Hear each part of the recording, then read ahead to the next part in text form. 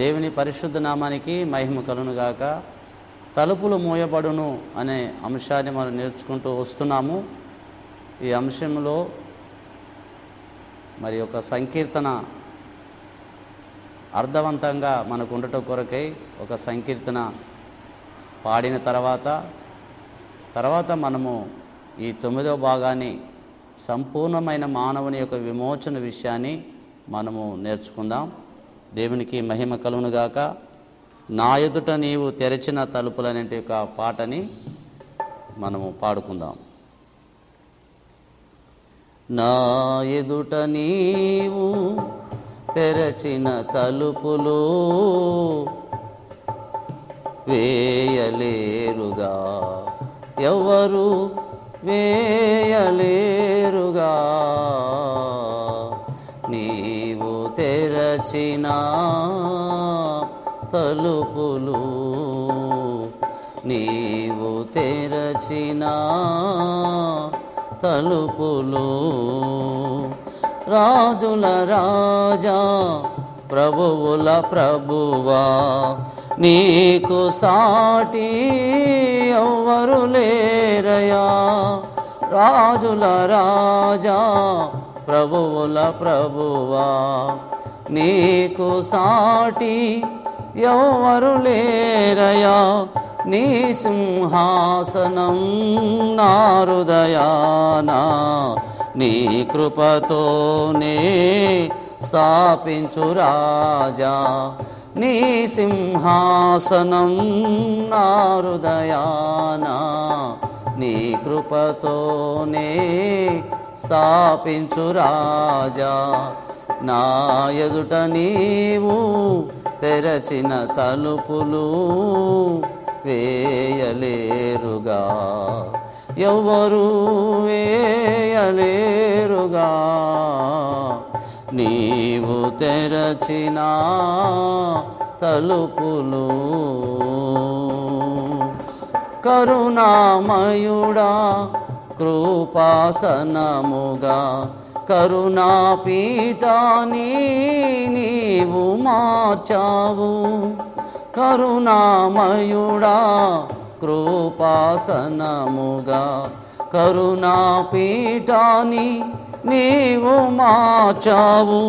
కృప పొందునట్లు నాకు ధైర్యమిచ్చి నీ సన్నిధికి నన్ను చేర్చితివా. కృప పొందునట్లు నాకు ధైర్యమిచ్చి నీ సన్నిధికి నన్ను చేర్చితివా. నా ఎదుట నీవు తెరచిన తలుపులు వేయలేరుగా, ఎవ్వరు వేయలేరుగా. నీవు తెరచిన తలుపులు. ప్రధాన యాజకుడా నా యేసు రాజా, నిత్య యాజకత్వము చేయుచున్నవాడా. ప్రధాన యాజకుడా నా యేసు రాజా, నిత్య యాజకత్వము చేయుచున్నవాడా. యాజక రాజ్యమైన నిత్య సియోను నూతన యెరూషలేం కట్టుచున్నవాడా. యాజక రాజ్యమైన నిత్య సియోను నూతన యెరూషలేం కట్టుచున్నవాడా. నా ఎదుట నీవు తెరచిన తలుపులు వేయలేరుగా, ఎవ్వరు వేయలేరుగా. నీవు తెరచిన తలుపులు, నీవు తెరచిన తలుపులు. ఈ దినము తలుపులు మూయబడునంటే ఒక అంశాన్ని నేర్చుకునటానికి ప్రభు మనకు కృప అనుగ్రహించి ఉన్నారు. కాబట్టి ఈరోజు ప్రకటన గ్రంథం 22వ అధ్యాయము 1వ వాక్యాన్ని నుంచి 5వ వాక్యం వరకు మనం చదువుకుందాము. మరియు స్ఫటికం వలె మెరిగినట్టి జీవజలముల నది దేవుని యొక్కయు గొర్రెపిల్ల యొక్కయు సింహాసనం వద్ద నుండి ఆ పట్టణపు రాజవీధి మధ్యను ప్రవహించుట ఆ దూత నాకు చూపెను. ఆ నది యొక్క ఈవలను ఆవులను వృక్షముండెను. అది నెలకు ఫలించు 12 కాపులు కాయును. ఆ వృక్షము యొక్క ఆకులు జనములను స్వస్థపరచుటకై వినియోగించును. ఇక మీదట శాపగ్రస్తమేది ఏదియు దానిలో ఉండదు. దేవుని యొక్కయు గొర్రెపిల్ల యొక్కయు సింహాసనము దానిలో ఉండును. ఆయన దాసులు ఆయన్ను సేవించుచు ఆయన ముఖదర్శనము చేయుదురు. ఆయన నామము వారి నొసలయందు ఉండును. రాత్రి ఈకెన్నడూను ఉండదు. దీపకాంతి అయినను సూర్యకాంతి అయినను వారికి అక్కరలేదు.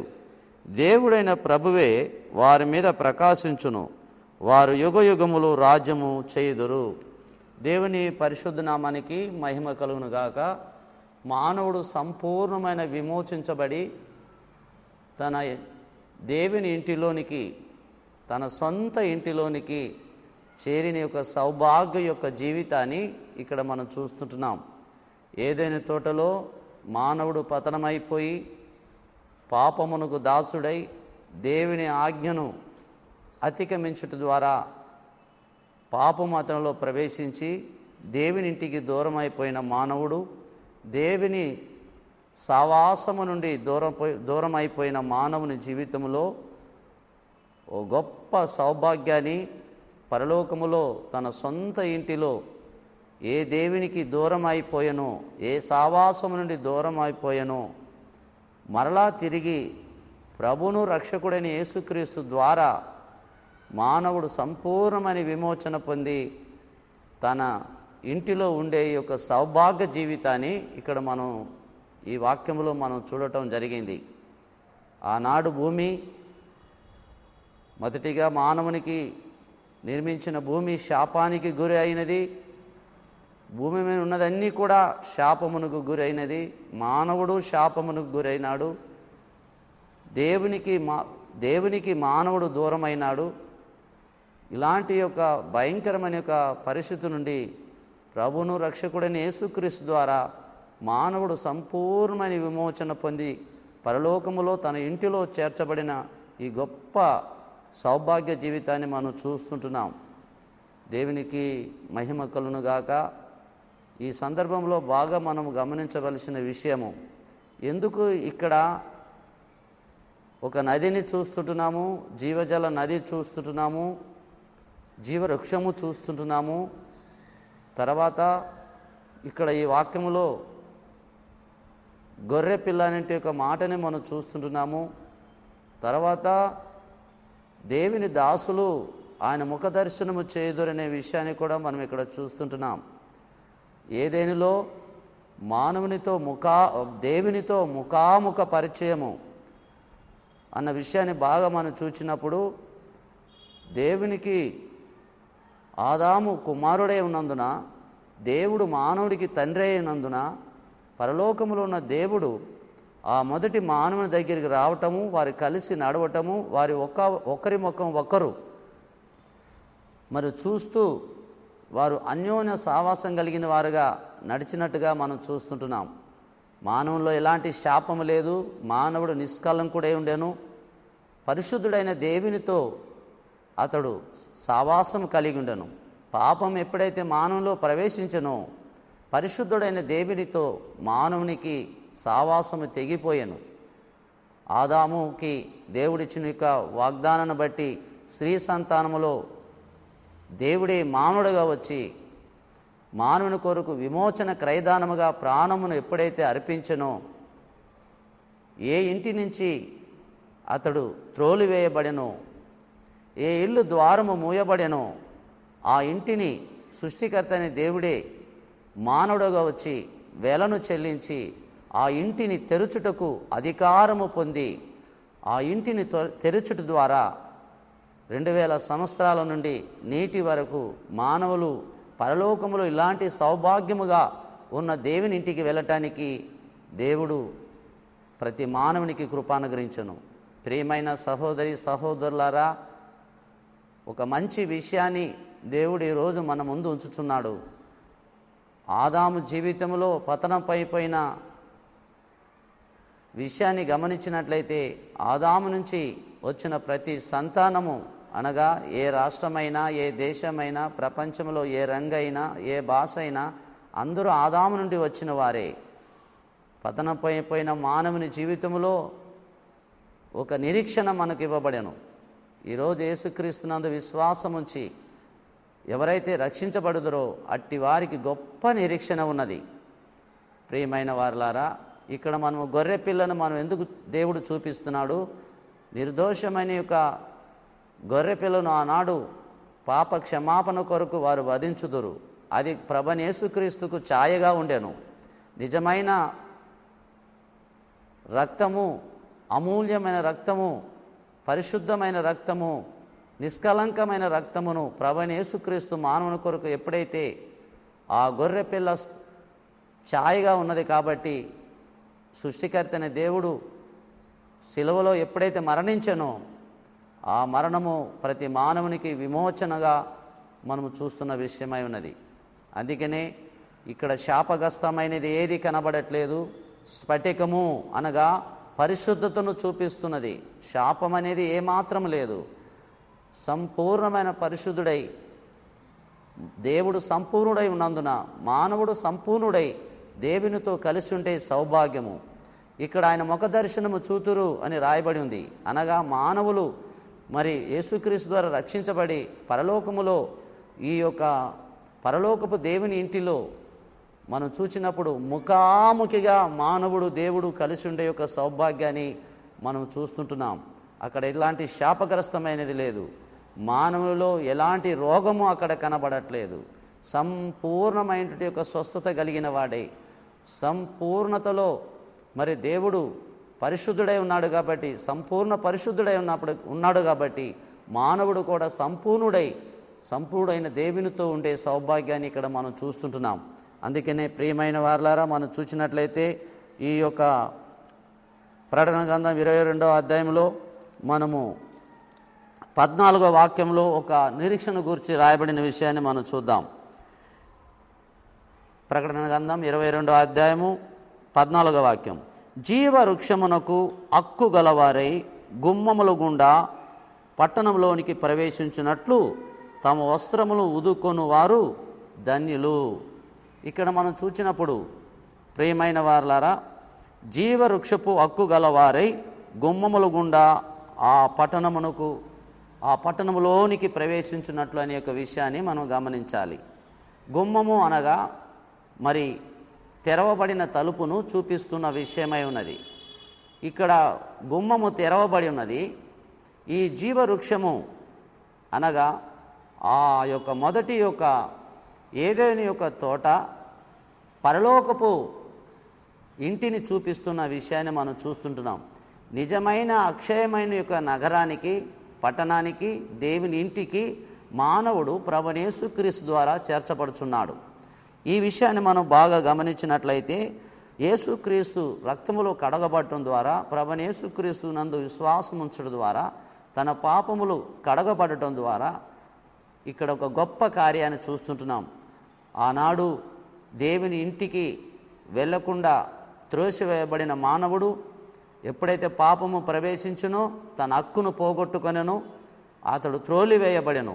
అయితే తిరిగి మానవుని జీవితంలో యేసుక్రీస్తు చేసిన కార్యము ద్వారా మానవుడు తన హక్కును సంపాదించుకొనెను. అదే విధమనగా ప్రభువైన యేసుక్రీస్తునందు విశ్వాసం ఉంచడం ద్వారా ప్రభువైన యేసుక్రీస్తు రక్తము నా పాపములను కడిగి పవిత్రపరచునని విశ్వాసము అతని హృదయమును పవిత్రపరచును. ఈ విధముగా దేవుని వద్దకు వెళ్ళటానికి ధైర్యము దాను మానవుడు పొందినట్టుగా మనం చూస్తుంటున్నాం. పోగొట్టుకున్న ఒక అధికారాన్ని తాను పొందుకున్నాడు.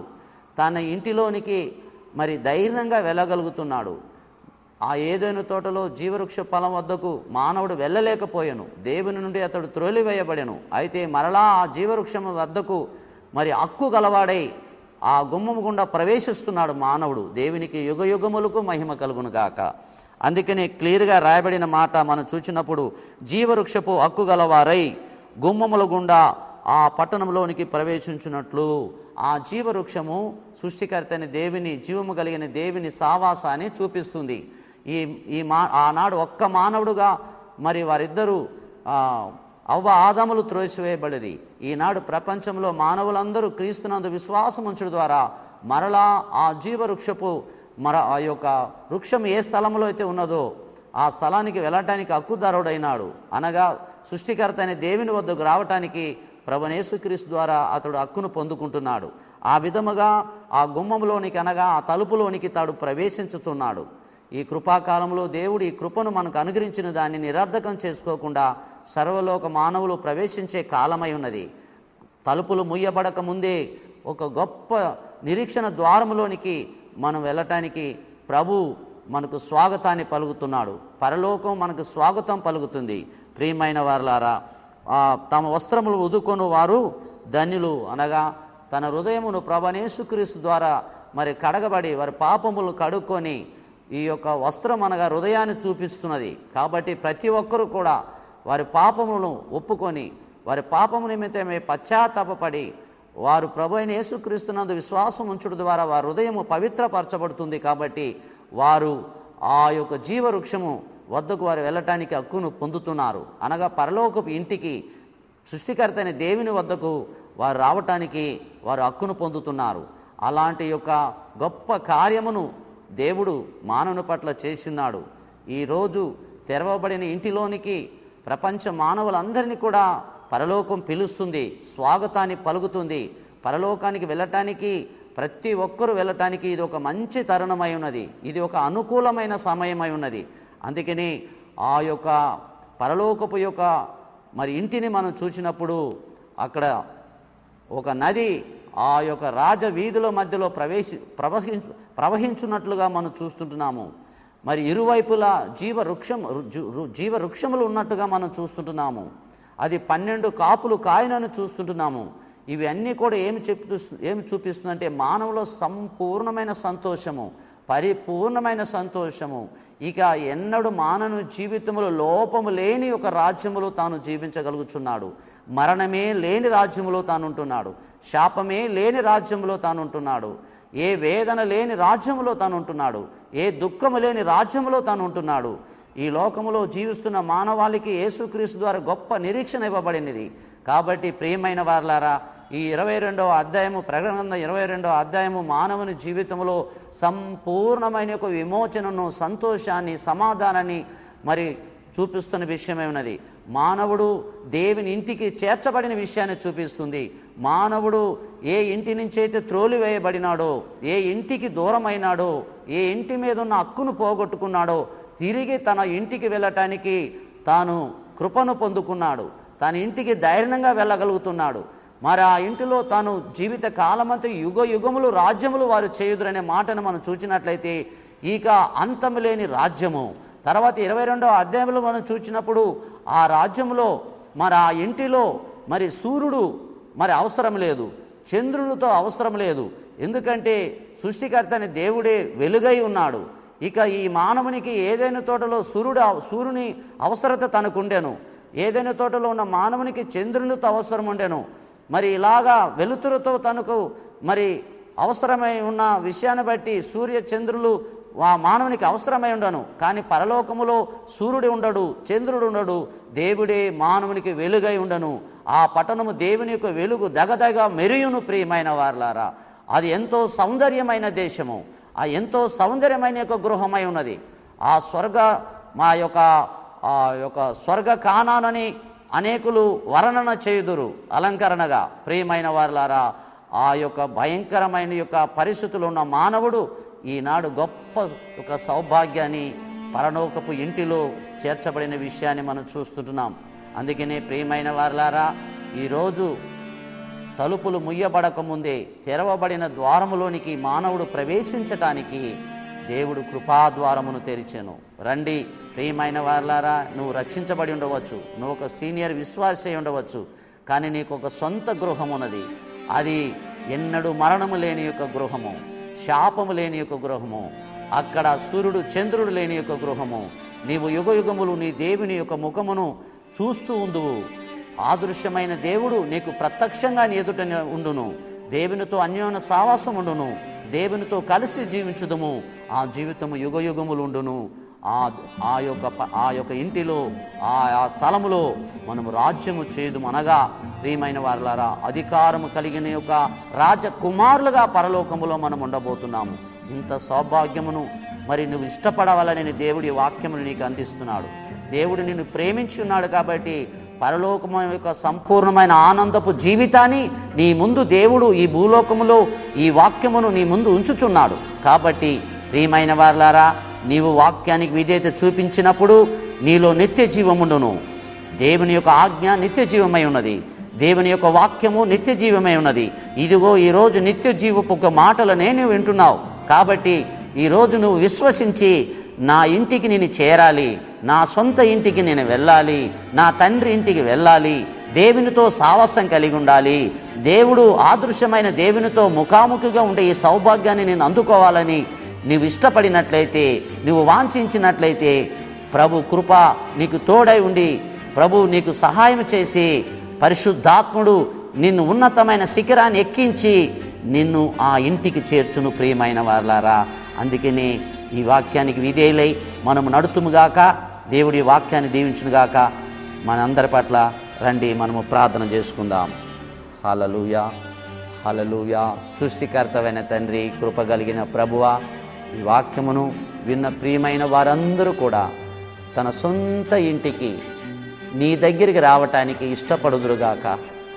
నీ అందు విశ్వాసముంచి సంపూర్ణులై హక్కు కలిగిన వారై జీవవృక్షము యొక్క స్థలానికి అనగా జీవము కలిగిన దేవుడైన నీ వద్దకు రావటానికి ప్రతి ఒక్కరికి ప్రత్యక్షతను దయచేయమని, ఒక్కొక్కరిని ఆశీర్వదించమని ప్రభును రక్షకుడైన యేసుక్రీస్తు నామములో అడిగి వేడుకుంటున్నాము తండ్రి. ఆమేన్. దేవుడు మిమ్మల్ని దీవించునుగాక. ఆమేన్.